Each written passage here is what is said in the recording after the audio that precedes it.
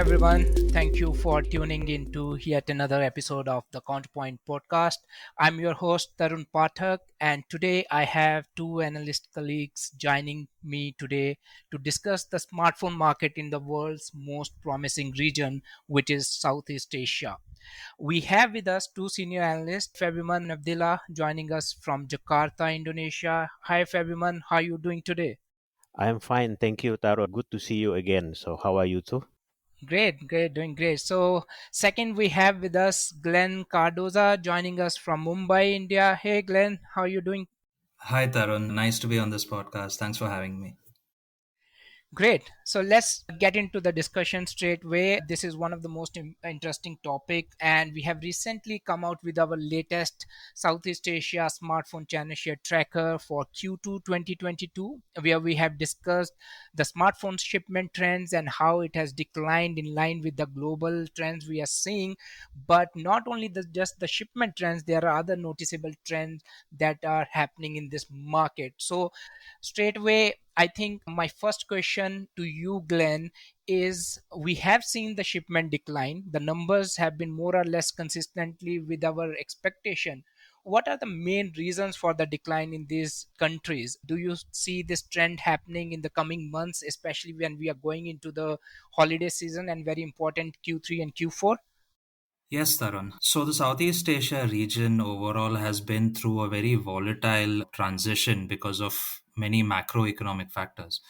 So, the war in Ukraine, the resultant trade inconsistencies, inflation in multiple countries in the region, all these are very big factors leading to changes. They have affected the Southeast Asian countries in an adverse manner. Inflation is one of the main aspects which is affecting these countries. If you look at the main countries of Indonesia, Thailand, Philippines, Vietnam, all of them are facing some level of inflation. Due to inflation, there has been a big hit on consumer sentiment. Demand has gone down, tourism has reduced, and there was no way of recovery after COVID because of these macroeconomic headwinds. These are some of the main factors which have affected Southeast Asia as a region. Interesting. So, Glenn, you have mentioned about inflation, and let's talk about one of the biggest market in this region, Indonesia, which is like contributing to almost like 45% of the shipment. So, Fabiman, I wanted to like know from you, are you looking at the similar trends in one of this biggest market where a lot of eyes are there in terms of growth rate, in terms of OEM strategy, all the players who are looking into this market since you are based out of there?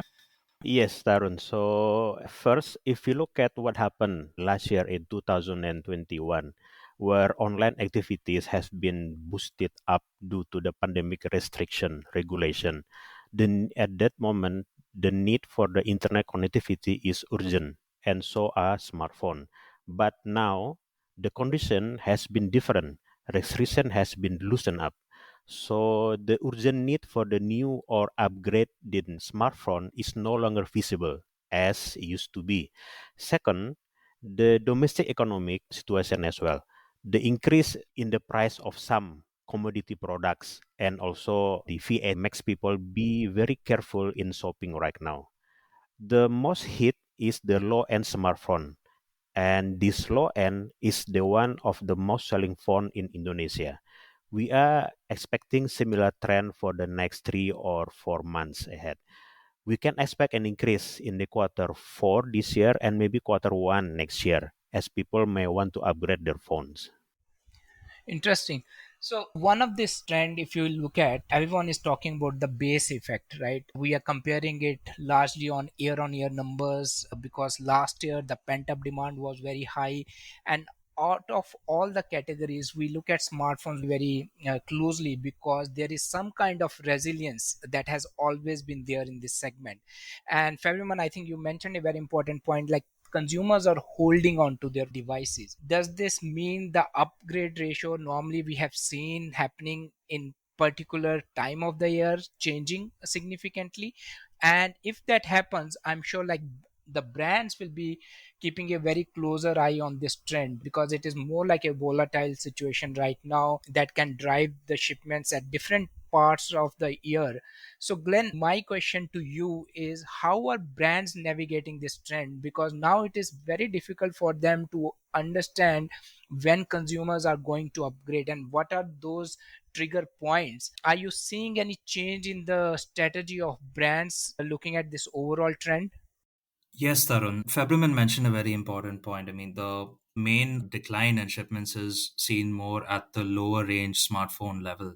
And as you mentioned earlier, consumers are holding on tight to their wallets. They are not willing to spend on discretionary items like smartphones. So OEMs have been trying to track this market and trying to understand the trend in this volatile situation. Since the start of the year, supply constraints have been consistently one issue that OEMs were worried about. But that is transitioning into something else as we move into H2 2022. While we go into the second half of the year, consumers have been affected by these macroeconomic factors, and the demand has taken a little bit of a downturn, and they're holding on to their wallets. They might not buy their smartphones right now, but there's a big potential in Q3 and most definitely Q4 for the wallets to open up. OEMs have firstly struggled with supply constraints, but now they are trying their level best to make sure inventory does not build up. They're trying to make sure that there are consistent offers, promotions, discounts on the fast moving models. They're trying to make sure that the shipments for most recent launches are being sold in the main markets of the region. Right now, they are very much trying to understand the potential of Q3 and Q4. Big brands like Samsung are able to sustain their shipments much better than the top Chinese brands like Xiaomi, Oppo, Vivo.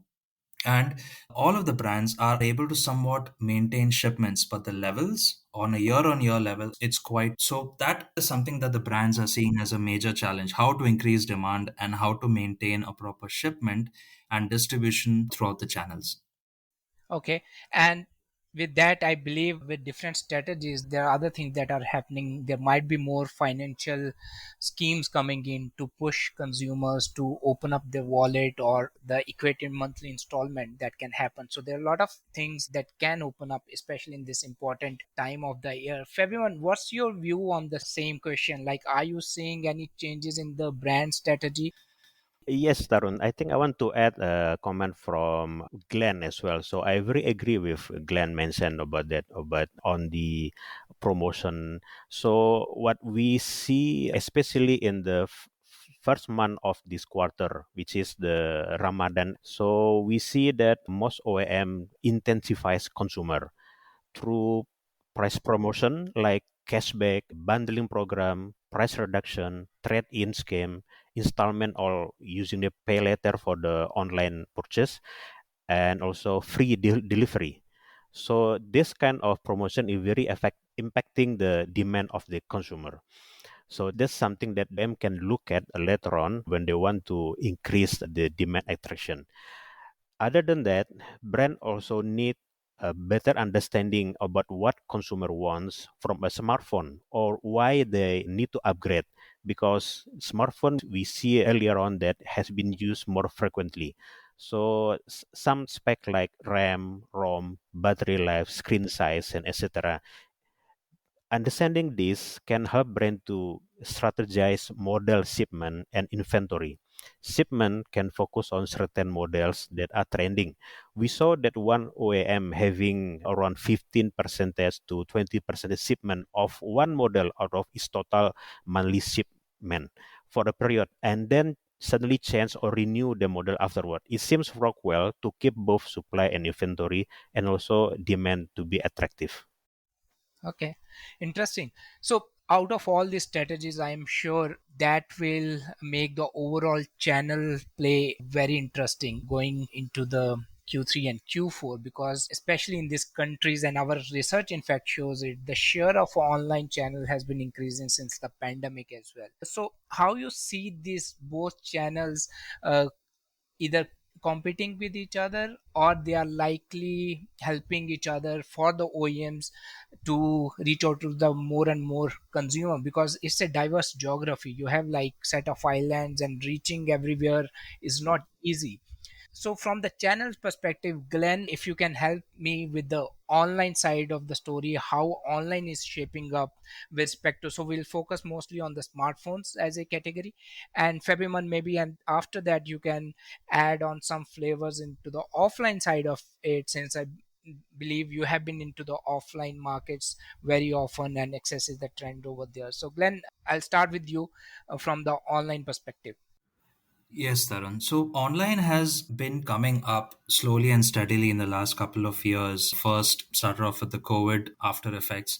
And online has consistently maintained a good, say, 15 to 24, 25% shipment share across different countries in the region. A country like Vietnam would show something about 13, 14, 15% online share, whereas a country like Thailand would show more than 22, 24% online share. And they have been more prevalent towards the end of the year. So we expect that to come up in Q3, Q4. As of now, while there are headwinds and macroeconomic issues, online channels are trying their best to do with whatever limited promotions and offers they can give at this point. They are trying to make away with stocks for models which have launched in Q1 of the year as well. And online has always been active, especially with the active digital transformation in all of Southeast Asian countries.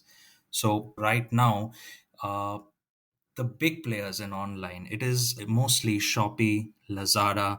In Indonesia, we have Media. In Thailand, we have JD. Unlike countries like India, where there are two main players like Amazon and Flipkart, Southeast Asia has the potential for many other online players to make a good base among the consumers. So while Shopee and Lazada are trying their level best, the other players like Akulaku, Bukalapak, and Kim Store in Philippines, and many others are able to come up, and we should see the next coming months, rise with online share of shipments and sales for smartphones. Cool. And Fabiman, are you seeing a similar kind of expansion in the offline as well? Are distributors increasing onto the reach? Or how does it look in the offline side of things? Yes, right, Tarun. So I've been seeing in the market for the retail, especially for the smartphone. So actually, that online platform has been used more since the pandemic. People are getting used to do online shopping, especially for the daily need like food and beverage, toiletries, etc. But at the end, online will not replace offline. It is adding point of sales. So in quarter four or December is one of the shopping season. We don't expect that this year to be different. But to make online shopping more enjoyable by customer must see advantage of online over offline. Will it secure, worth for the money, product availability? The most important thing is the on the originality and the shipment trends. And if we compare what happened in the offline retailer, actually what happened is that some offline retailer also open their online channel. So it's become omni-channel at the end. So one of the offline channel also receive purchase or order through online. So it's a combination of both offline and online. So we see that more and more coming into that. But one thing that really matters, so why offline is still in the market, because of first, people need to ensure the originality of the product. So we found that several cases that the smartphone is fake when they receive it is losing the trust. That first. The second one is because the Indonesia has five big islands throughout the country. So what really matter for the consumer and the offline and the online channel is how the shipment to be done, because it will create more investment and that as well. So that's something that OEM or maybe the marketplace or e-commerce need to consider: the originality, the worth for the money, and how the product will be shipped to the customer.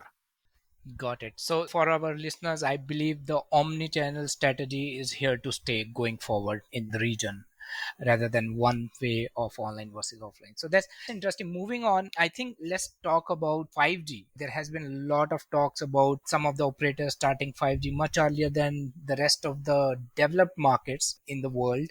and we are seeing a very interesting mix from the operator side. There has been some consolidation in few countries in the region. So what I would like to understand, Glenn, from you is on the devices side, how we are looking at the smartphone versus vis-a-vis 5G perspective. Has it really diffused towards the lower price tiers or not? Yes, 5G has been slowly and steadily increasing its share in overall smartphone shipments in Southeast Asia. All of these countries are quite different right now at different stages of 5G, initiation and commercialization. It is very important to understand, like for example Singapore, Thailand, such countries who are a little bit more mature to do with 4G penetration and 5G infrastructure increase, whereas countries like Indonesia and Vietnam are going slowly and steadily. The difference is a lot to do with consumer demand. As a consumer who would want a 5G phone in Thailand, Philippines, and Malaysia would actually look for 5G as a consideration factor. The connectivity would be there, the consistency would be there, packages, and a lot of 5G options. Whereas in Indonesia and Vietnam, the expansion of 5G is limited, it's slow. The government and industry is gauging how the demand is coming up for 5G. The consumers in these countries like Indonesia, Vietnam might not actively look for 5G, but if they are getting it, they will take it. That's the reason 5G has been in demand, and that's the reason 5G has been increasing. For example, in Vietnam and in Indonesia, we are looking at increasing 5G shares. Indonesia more than 20%. Vietnam surprisingly more than 35% as 5G. Thailand is almost reaching 50% of shipment share being 5G smartphones.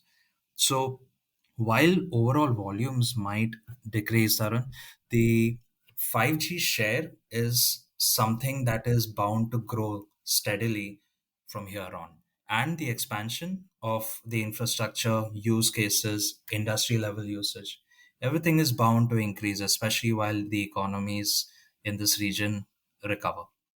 Yeah, and even more awareness from the users as well from 5G devices. And I think if not for the component shortages, the diffusion of 5G towards the lower price tier could have been even faster. And that is more from the device perspective. Februman, you have your background working with the telcos as well, right? How are you looking at 5G plans and 5G use cases in the region from the operator's perspective? Yeah, sure, Tarun. So if you look at in the case of Indonesia, mobile operator right now are focusing on the 4G optimization as they just finished migrating all the 3G to 4G. 5G, on the other hand, is developed very carefully.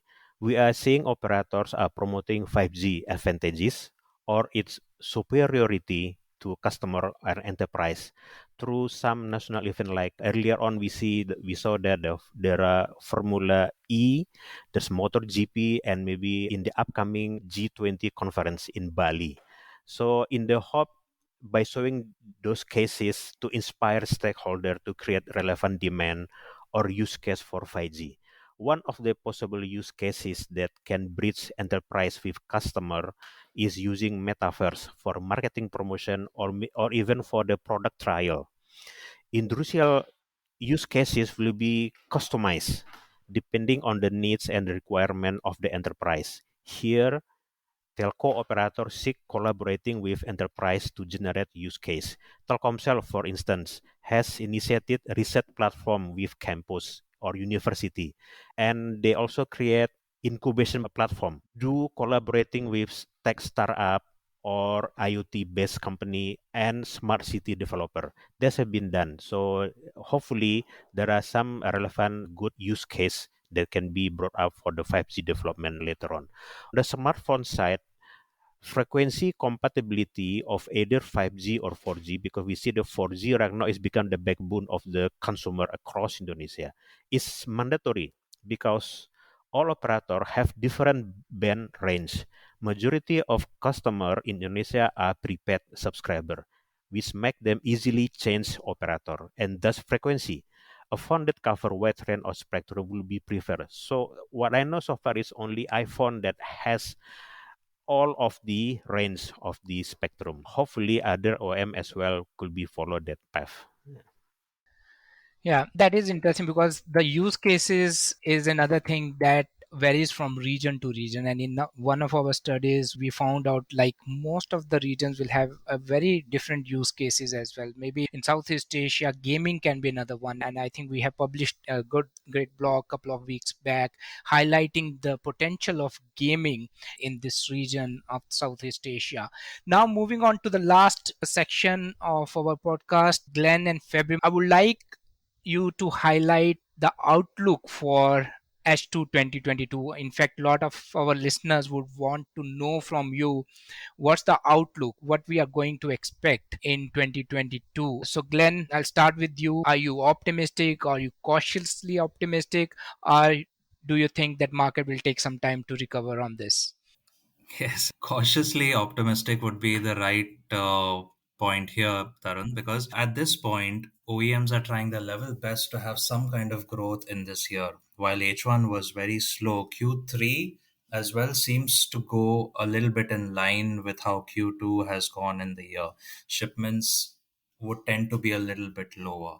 It depends on many factors. For example, countries like Indonesia, Vietnam, Philippines, Malaysia, all capable of bouncing back in a much better manner. Exports have improved, tourism is increasing, the governments can protect consumers from extreme price rise. This is also possible in Thailand, but the economic situation, for example, in Thailand is a little bit more volatile. It might take a little bit more time to recuperate. Over here, we see the Q3 shipments and outlook to be a little bit on the lower side. H2 of this year will most probably try to make up for the volumes in Q4. There's quite possible an outlook that pent up demand combined by the overall opening of the markets, improvement of inflationary situations. It all might have a very good season for OEMs in Q4 of the year. It's quite possible that we might even see a flattish growth because of the bounce back in Q4. But this again will depend on many factors. And for different countries, these factors are different on different levels.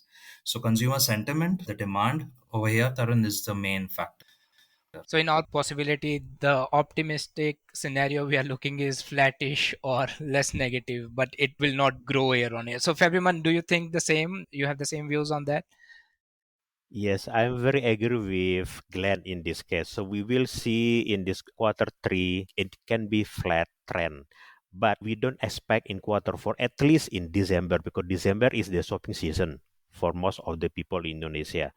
And if you relate to the government spirit to accelerate the digital transformation, especially for the small, micro, and middle enterprise. So the need for smartphone will be there always, but we can see that if you look at the life cycle of smartphone, it could be end up with 6 months to 1 year.